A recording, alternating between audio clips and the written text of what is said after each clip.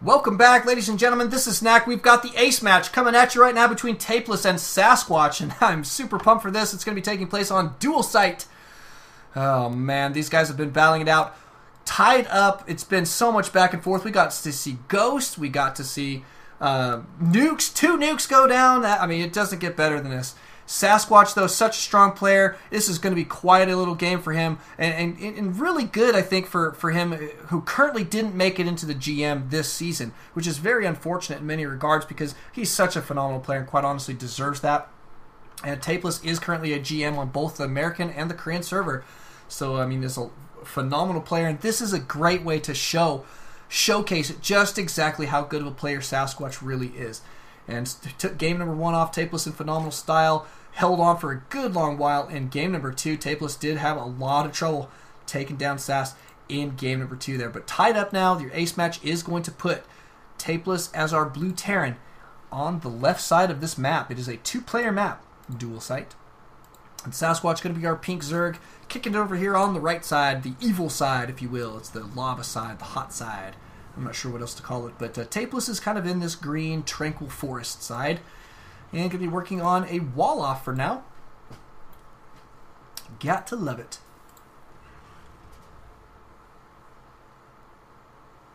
And Sasquatch, we'll see what he's going to go here. I don't think he's going to go for a fast expand on this particular map.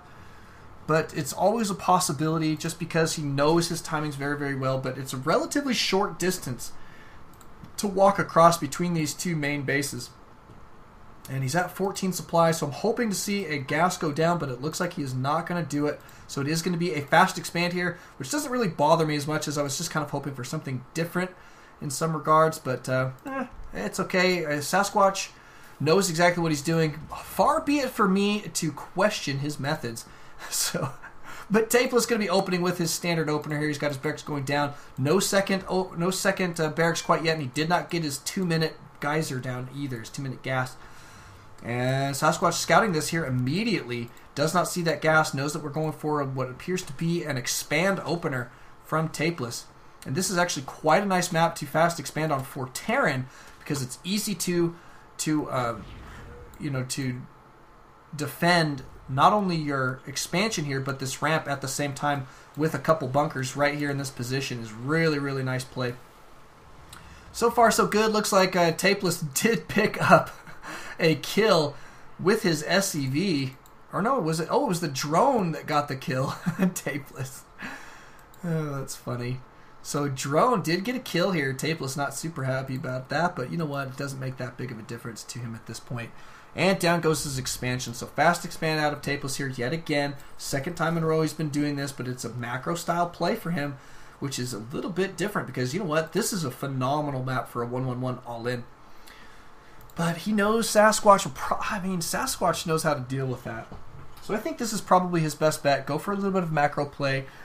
Try and beat his opponent to the tech position. And quite frankly, in game number 2, that was what kept Sasquatch in that game for so long against those really difficult to deal with pushes from Tapeless, was that Sasquatch did have phenomenal upgrades. Double gas going down here for Tapeless at this point. We're going to start seeing him pulling out his tech. You probably should see your bunker. There goes your bunker and your factory go down here momentarily and get some Hellions out on the field for some map control. Back here at Sasquatch base, we do have a hatchery going down to 50% complete for a macro hatch. His expansion is up and running in a pretty decent style. 21 drones to 17 SCVs. Obviously, those mules will make up the difference there, but he appears to be in pretty good shape nonetheless. That's what we want to see out of our Zerg player. Spawn and pool down. We're going to finally see our first gas here from Sasquatch, and then we should see that Zergling speed out on the field here shortly thereafter. SCV Scout does go down there from Sasquatch, so good stuff from him thus far. A couple links going to be cruising forward, poking up against that bunker. Not healthy for you. But this is exactly what I was talking about. This bunker well placed here to defend both the ramp and this expansion. He could even toss down maybe one more right behind it, and that would really keep guys out of that base. But, I mean, you know what? He's got it walled off. It's not that big a deal. He can make do with just the one bunker for now. So, looking pretty solid, and some more mules being called down here for Tapeless. That second base up and running as an orbital command, and we do have that factory ready and waiting, chomping at the bit to get hooked up to a reactor. He's like, let me at that reactor. Come on, come on, come on, come on. Reactor, reactor, reactor. He is super, super ready to be reactored. And a second factory going down. Looks like, ooh, another reactor. Interesting. This looks like mass Hellion to me. We'll be interested to see if that is the case. Tapeless currently working on his expansion here in pretty good style. That units tab does show that Sasquatch picking up a good bunch of harvesters there, 37 to 27, so not too bad, but the mules again do make up a good bit of that difference. And that macro hatch for Sasquatch should be kicking in pretty solid now. We do have some roaches out on the field, or about to be out on the field, I should say. No, actually yet. Just macroing up. Baneling nest in production, that circling speed about to be complete, and grabbing out some more overlords. Ooh, look at that. Double Evo chambers right away from Sasquatch. Good timing on those, and a small push from Tapeless. Going to be cruising out across the field here. Looks like 3 Hellions and a Marine. The Marine's just going to hit the tower here, I believe, but Sasquatch with good map control does scout these Hellions headed his way. Tapeless thinking, oh, wait a second. There are Xel'Naga towers on this map. And so he does check them out, knows that he's been scouted, knows to proceed with caution. Sasquatch going to be cruising forward with some roaches here. Tapeless backing out immediately. A very, very wise move here from Tapeless. Got to keep these guys safe.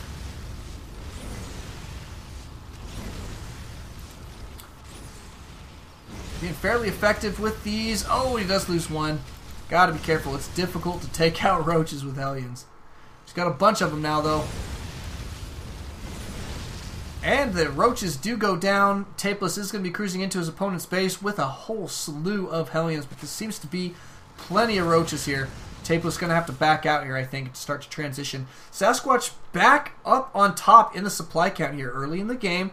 This is what we like to see from our Zerg players here. Sasquatch doing a great job of it. Now, the trouble with this base, and this is probably part of the reason that that Tapeless chose this map, is that the third is actually relatively difficult to take. And Sasquatch, quite frankly, needs a third more than Tapeless needs a third. Tapeless can kind of turtle up on 2 base here for a little bit longer than Sasquatch can, so maybe that's what he's trying to get out here, trying to deny the third of Sasquatch and bleed him dry here in game number 3.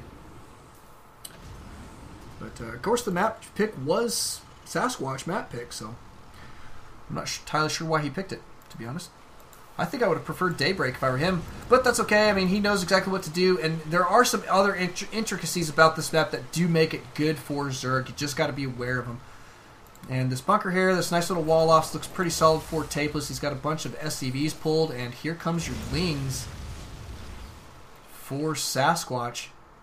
Gonna try and cruise in there. Sees way too many Hellions backing out here immediately. Got these roaches in a forward position, but the third going down now for Sasquatch. And this is time for Tapeless to try and start denying the third of Sasquatch, if at all possible. Almost 11 minutes in there. Third going down here for Tapeless. Going to be difficult to hold the third for Tapeless as well. I mean, the third is kind of out of position in some regards.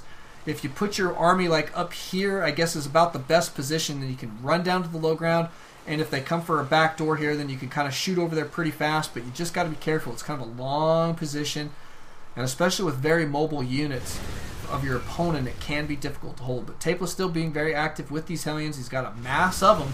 Tank's going to be out on the field here momentarily, and we do have an infestation pit about to complete. Burrow going down for Sasquatch as well, while Tapeless still being active with these Hellions, taking out as many of those Lings as he can without putting his Hellions in danger. Third for Sasquatch is up and running. Tapeless not going to be able to deny it with just the Hellions at this point. He's going to need those other units in the mix to make that happen.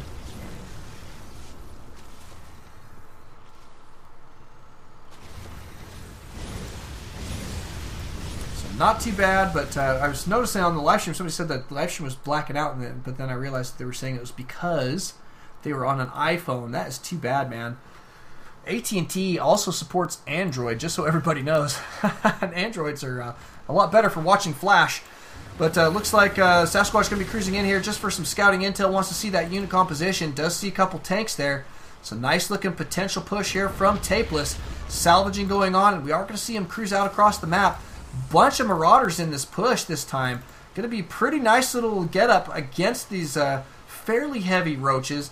And then your Hellions should be able to clean out the Lings, but that's a lot of roaches to deal with. Sasquatch is significantly ahead in the supply count. Let's just check in on the economy here for a moment. 69 drones, 2. Uh-oh, we got an engagement. Never mind.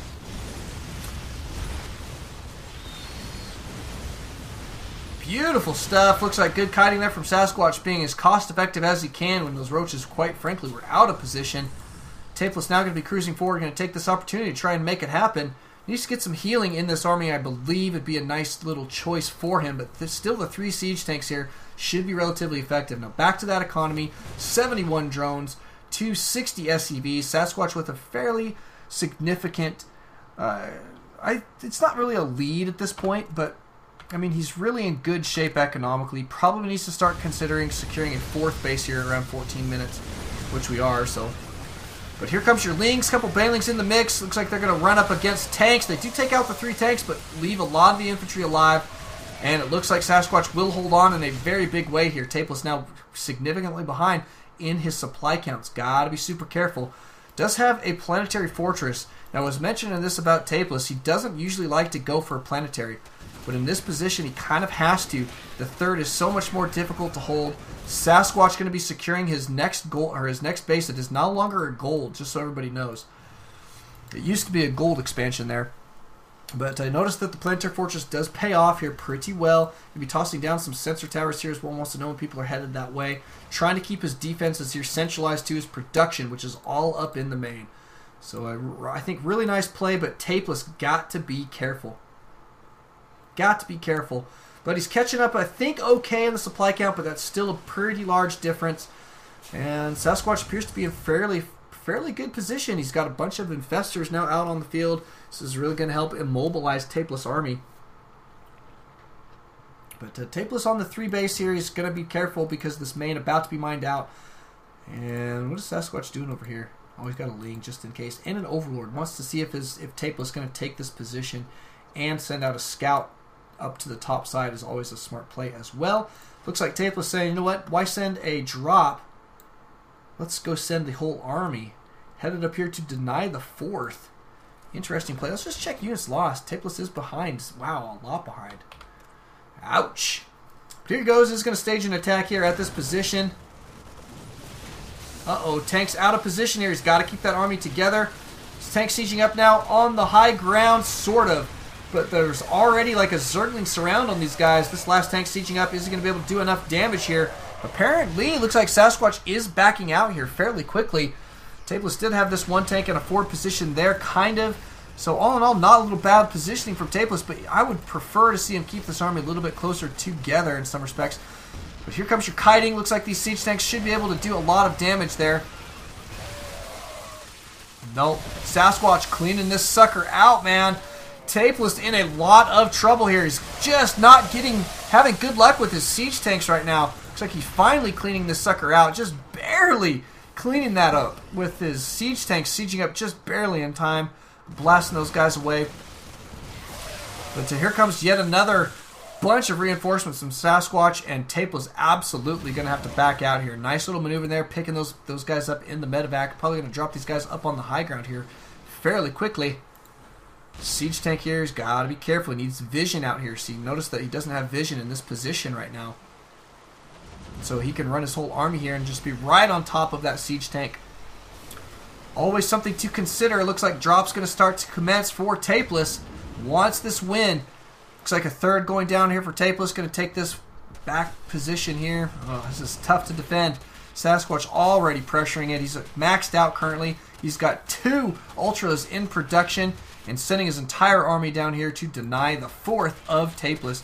A very needed 4th indeed. Looks like a planetary trying to go down, but not going to happen. Not going to happen, ladies and gentlemen. Does lift it up there at the last second, but it is currently on fire. Sacrificing a couple of those SCVs to try and get some repairs down on this little guy here. Good little siege line here, protecting the 3rd. Drop going down at the 5th here of Sasquatch. Tapeless doing a pretty good job here, trying to harass his opponent. Should be picking these guys up here fairly quickly. No, he does not. He loses all those Marines. But the drop up here went a little bit better. He did deny this 4th base, putting Sasquatch back to 4 mining bases. Having to now rely on that 5th. Actually, he's not mining his main hardly anymore, but it still counts. He's got mineral patches there. Another drop, though, going back down behind this mineral line. Taking out a good deal of drones there. Needs to pick these guys up, though, fairly quickly. There he goes. He picks up 3 of them. Not a bad little deal. And here comes another drop from Tapeless. Uh-oh. Great fungals. Great control there from Sasquatch. Taking these guys down. The Ultra in position to deal. Wow, look at that. Tapeless did save 3 of those guys. And the medevac. Lucky him.